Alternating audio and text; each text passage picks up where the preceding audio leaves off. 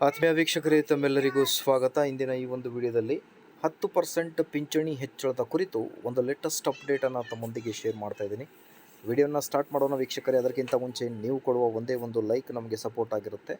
ದಯಮಾಡಿ ವಿಡಿಯೋನ ಲೈಕ್ ಮಾಡಿ, ಅದರ ಜೊತೆಗೆ ನಮ್ಮ ಯೂಟ್ಯೂಬ್ ಚಾನಲನ್ನು ಕೂಡ ಸಬ್ಸ್ಕ್ರೈಬ್ ಮಾಡಿಕೊಳ್ಳಿ ವೀಕ್ಷಕರೇ.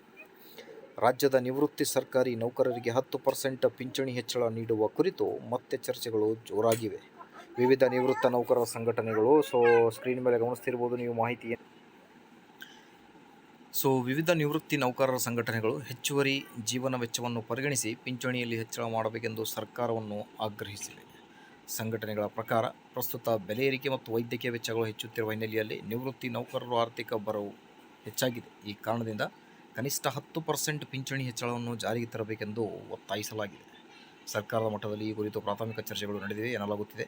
ಇನ್ನು ಅಧಿಕೃತ ಆದೇಶ ಅಥವಾ ಅಂತಿಮ ನಿರ್ಧಾರ ಪ್ರಕಟವಾಗಿಲ್ಲ. ಹಣಕಾಸು ಇಲಾಖೆಯ ಪರಿಶೀಲನೆಯ ಬಳಿಕ ಸರ್ಕಾರ ಸೂಕ್ತ ತೀರ್ಮಾನ ಕೈಗೊಳ್ಳುವ ಸಾಧ್ಯತೆ ಇದೆ ಎಂದು ಮೂಲಗಳು ತಿಳಿಸಿವೆ. ವೀಕ್ಷಕ, 10% ಪಿಂಚಣಿ ಜಾರಿಯಾದರೆ ಸಾವಿರಾರು ನಿವೃತ್ತಿ ನೌಕರರು ಹಾಗೂ ಕುಟುಂಬ ಪಿಂಚಣಿದಾರರಿಗೆ ನೇರವಾಗಿ ಲಾಭವಾಗಲಿದೆ. ಆದ್ದರಿಂದ ಈ ವಿಷಯದ ಕುರಿತು ನಿವೃತ್ತಿ ನೌಕರರು ಸಾಕಷ್ಟು ನಿರೀಕ್ಷೆ ಮೂಡಿಬಂದಿವೆ. ಇದೇ ಥರ ಮಾಹಿತಿಗೋಸ್ಕರ like, share, thank you friends.